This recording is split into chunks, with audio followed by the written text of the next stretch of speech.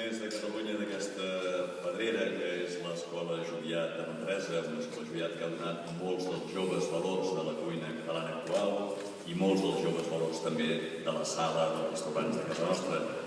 Moltes gràcies. Ja vaig ser aquest cap de setmana, s'ha fet una bona jornada, però aquest matí David, que és un membre de l'equip de la Cala, que és un botànic, i s'ha preocupat d'anar a rascar neu i trobar alguna que altra herba silvestre de les que anem collint gràcies a ell. I llavors el que volíem plantejar una miqueta, o que plantegem a la Cava, és una miqueta utilitzar el producte més possible, més autèntic d'allà de la zona i que ens costi menys aconseguir-lo. Per un altre costat, caldo. Tenim una miqueta de caldo i l'únic que fem és escaldar els brots, que és la part més petiteta de la taula. Els brots de la taula. Sal, pebre, sal d'oreta,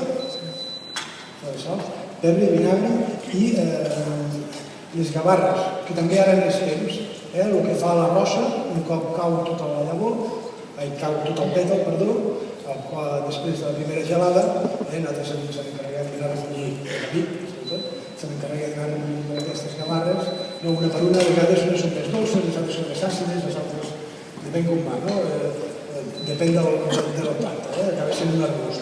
I l'únic que fem és escalfar-ho a baixa temperatura també, i d'això ho colem ben colat i en traiem un puré que és aquest d'aquí. I nosaltres l'únic que fem és confitar-ho, i un cop confitat amb oli, són de terra boles, estan urgents, i en fem un puré.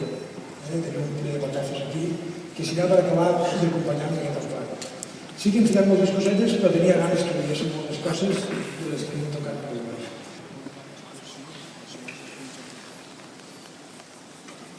Aquesta és la seva nit. Els brots amb alga, els hem escaldat simplement.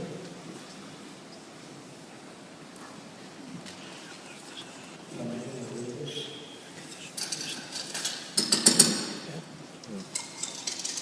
Amanita una miqueta de vegades, la flor.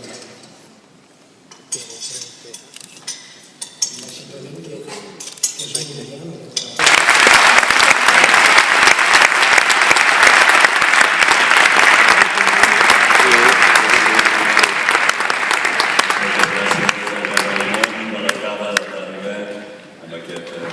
Nosaltres també ens hauria agradat uns quants platets més i poder-nos ja començar a tastar els platets de la cava, però dona per això el cuiner de l'any i és un plat, un cuiner.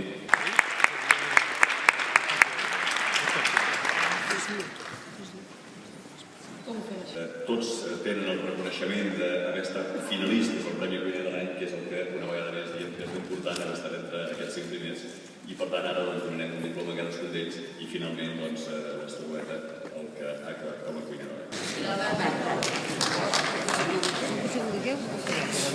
I doncs diem el nom del guanyador, que és Albert Marimón de l'Escola.